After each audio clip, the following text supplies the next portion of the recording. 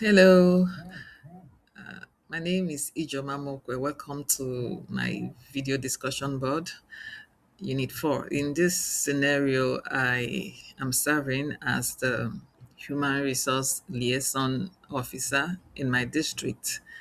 I have received a formal grievance, and here are the steps I will be following to act on it.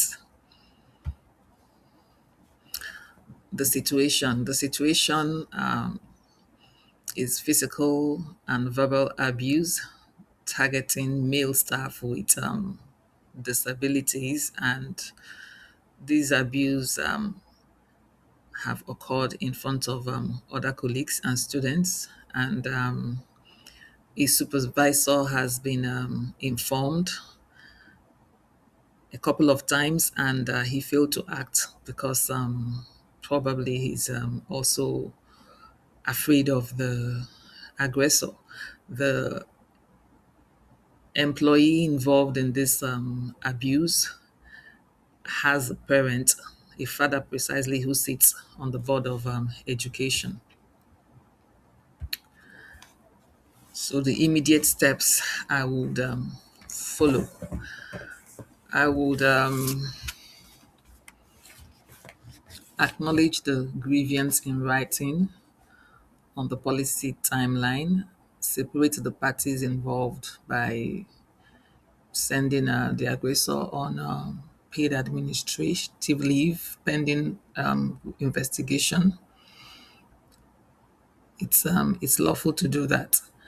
Written anti-retaliation notice to both complainants and witnesses to ensure safety of both parties. Then secure and log every important information concerning the case that we're handling. These immediate steps will be under the regulation A820 from the New York City Department of Education's complaint procedure for discrimination and harassment. The investigation, we will make sure that investigation is not compromised in any way. Interviews will be granted both to the complainant and witnesses and the accused. Then written notice of allegation and full opportunity to respond will be given to the accused.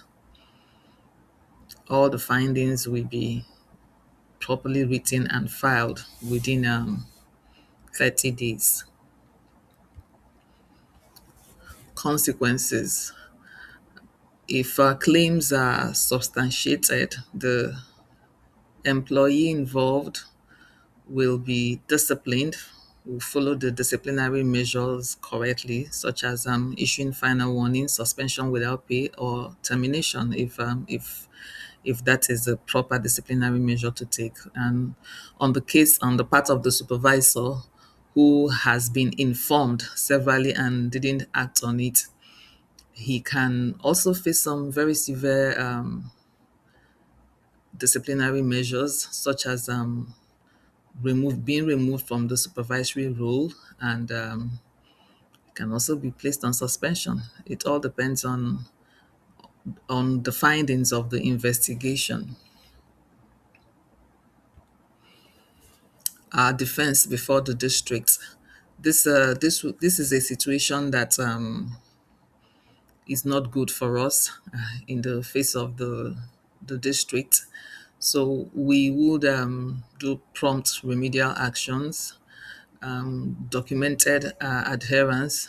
We will document the adherence to the A30, sorry, A830 policy that we have used.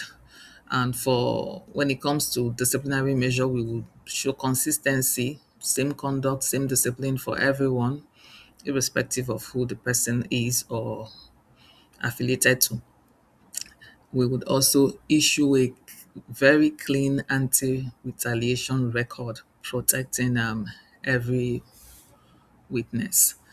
For our prompt remedial action, it could be going to court if that is the best option we have at that time.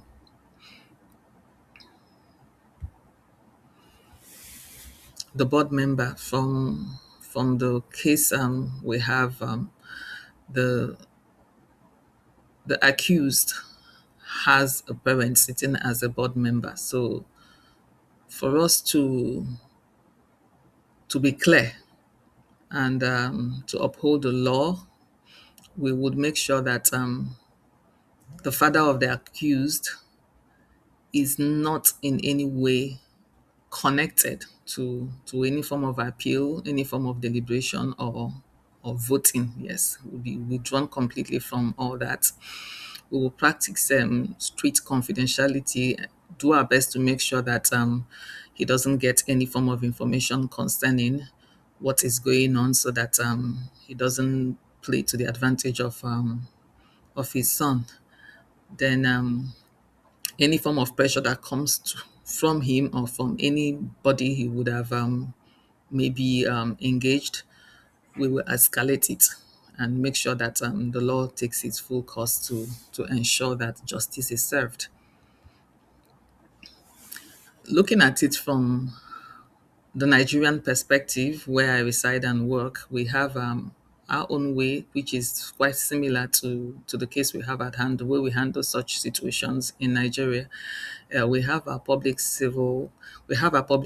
rules, where query, suspension, pending investigation, and dismissal as well can be used for the same case. We have the TRCN Code of Conduct. The TRCN is in charge of the conduct of teachers in Nigeria. So they have their own investigative panel, which can also take decisions such as withdrawing the license of the accused if claims are substantiated. Then we have the DAPT Act 2019 that protects people with disability. So they have their own means of handling this: fines, going to court, jail terms. There are all things that can be done to ensure that people with disability and workplace oppression is not encouraged.